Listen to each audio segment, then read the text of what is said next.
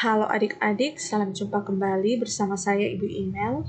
Di video kali ini saya akan membahas mengenai program Evaluation and Review Technique atau disingkat PERT, tapi kita sebut saja PERT. Disimak baik-baik ya adik-adik.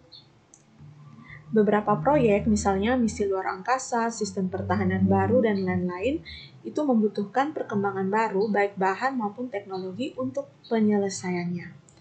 Biasanya proyek seperti itu dikontrak, direncanakan, dan dijadwalkan sebelum semua bahan dan teknologi selesai disiapkan. Nah, di sini berarti ada ketidakpastian tentang waktu yang diperlukan untuk penelitian pengembangan, desain teknik, dan konstruksi akhir sebagai kegiatan spesifik. PERT memperhitungkan secara eksplisit ketidakpastian waktu durasi aktivitas dengan menentukan distribusi probabilitas untuk setiap durasi aktivitas. Nah, model ini didasarkan pada 3 perkiraan durasi kegiatan. Yang pertama, estimasi optimis dilambangkan dengan A. Yang kedua, estimasi yang paling mungkin dilambangkan dengan M. Dan yang ketiga, estimasi pesimis dilambangkan dengan B. Estimasi optimis yaitu perkiraan waktu yang dibutuhkan oleh sebuah kegiatan jika semua hal berlangsung sesuai rencana.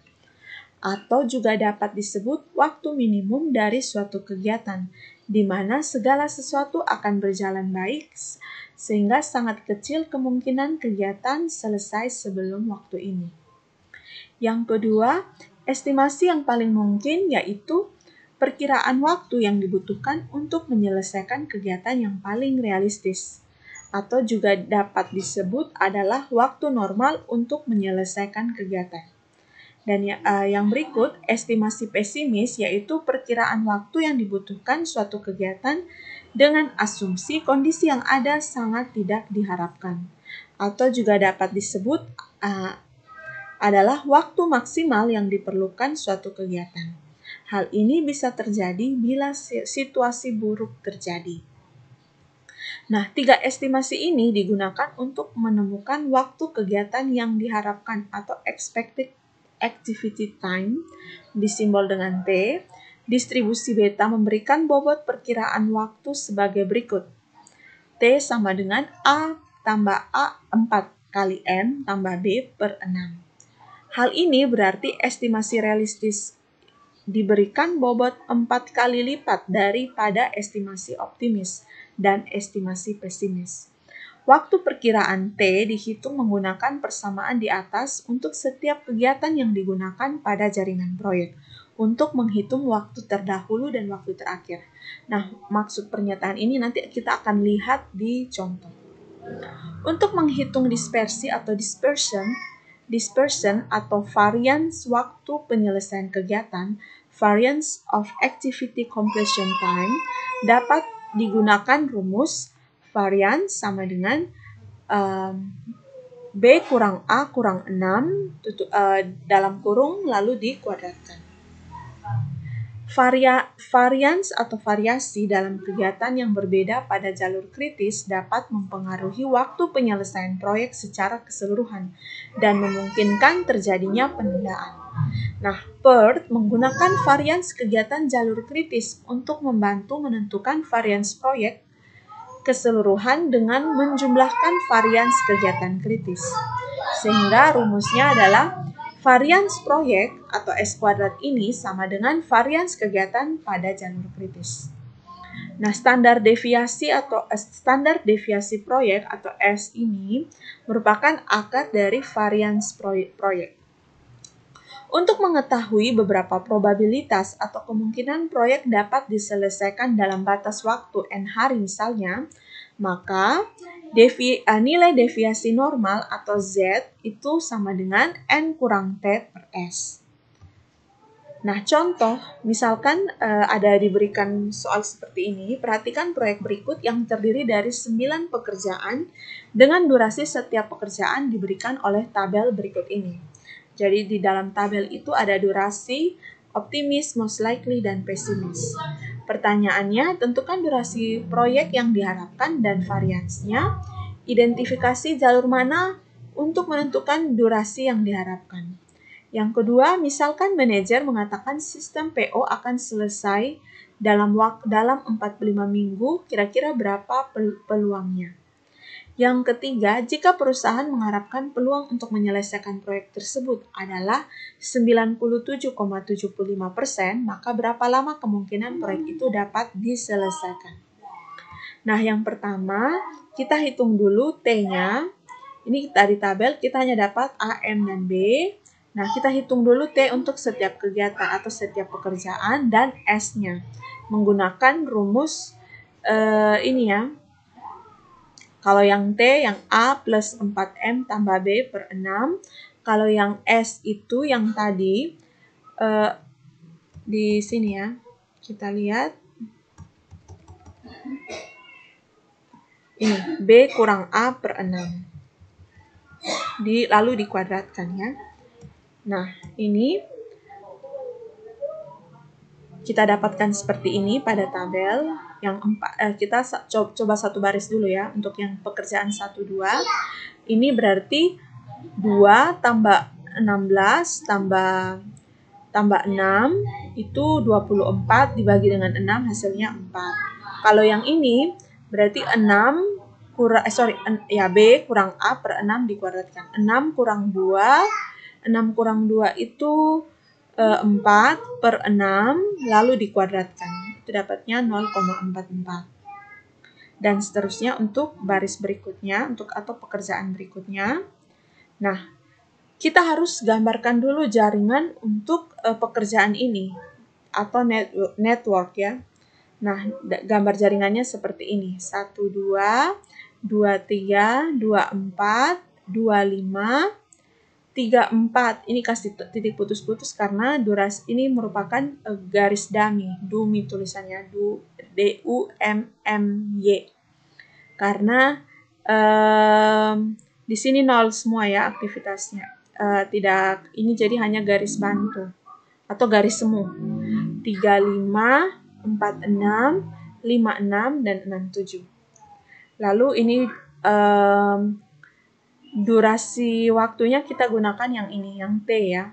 Untuk durasi aktivitasnya kita gunakan yang ini. Lalu ini saya gambar perbesar untuk kita lihat kita mau mencari jalur kritisnya. Nah, ini berarti kita tuliskan dulu waktu ini startnya ini dan finishnya untuk kegiatan 1, 2 atau pekerjaan 1, 2. Ini kita buat seperti ini. Nanti silakan lihat di video saya tentang ini ya, project management yang pengantar. Itu kita lanjut lagi sehingga kita dapat penyelesaian proyeknya itu, keseluruhan proyek itu adalah 41 minggu. Lalu kita bekerja mundur untuk lihat kira-kira mau mencari jalur kritisnya ya. Nah, kita lihat mana yang aktivitas mana yang startnya sama, waktu start dari waktu kita bergerak maju dan bergerak mundur itu sama. Dan itu ternyata adalah 1, 2, 3, 5, 6, 7. Nah, ini berarti jalur kritisnya ini. Kita sudah dapatkan jalur kritisnya.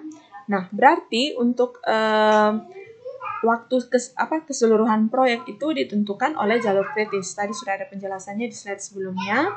Nah, itu kita dapat proyek diharapkan selesai selama 41 minggu. Itu didapat dari 4 tambah 8 tambah 9 tambah 12 tambah 8. Hasilnya adalah 41. Itu sesuai juga dengan yang tadi di network ya. Nah, di mana jalur kritisnya? Ya sudah ya, tadi sudah dijelaskan di network. Nah, varians proyeknya itu kita jumlahkan yang jalur kritis juga. 0,44, ini saya sudah beri warna kuning yang jalur kritis. Itu hasilnya adalah 8,778. Oke, 8,778.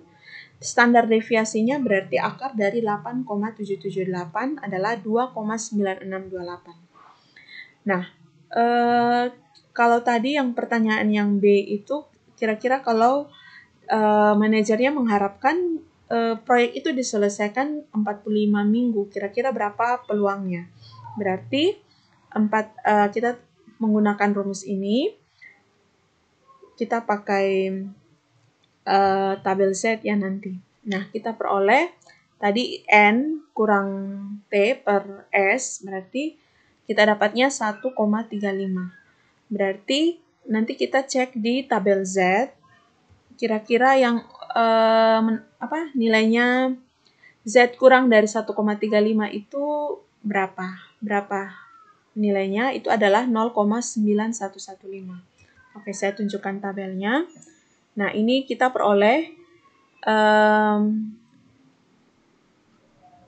yang ini adalah 1,35. Kita lihat di tabel Z, 1,35. Kita peroleh 0,9115. Ya, ini ya. Nah, ini berarti ada peluang sebesar 91,15% untuk perusahaan menyelesaikan proyek tersebut dalam kurun waktu 45 minggu atau kurang dari itu. Oke, kita lanjutkan lagi pertanyaan yang ke C.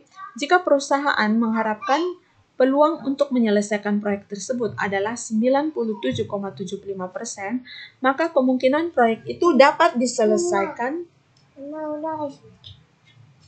Nah, itu berarti 41 plus minus 1,96 ini kita peroleh dari kita lihat. Oh, peluangnya itu adalah, ini 97,75%. Berarti kita cari dulu di tabel Z 0,9775. Nah, itu ada di sini. Itu kalau kita peroleh Z-nya itu adalah 1,96. Sehingga kita gunakan rumus ini 41 yang tadi, durasi waktu yang diharapkan untuk keseluruhan proyek 41 plus minus 1,96 dikalikan dengan S, itu berarti 41 plus minus 1,96 kali 2,9628. Nah, yang ini hasilnya adalah 5,807, sehingga kita peroleh 41 plus minus 5,807. Nah, itu adalah 35,19 sampai dengan 46,81. Ini selang kepercayaannya, intervalnya, selang kepercayaan proyek ini dapat selesai 97,75% itu adalah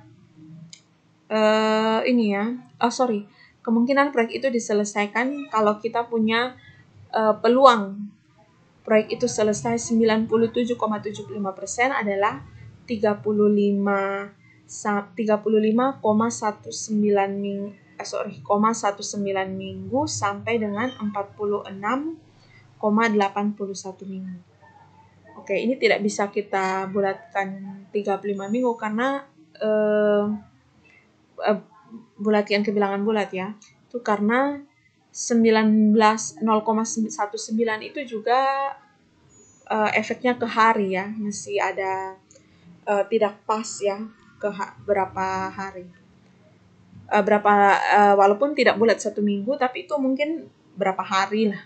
Oke. Itu penjelasan saya mengenai PER.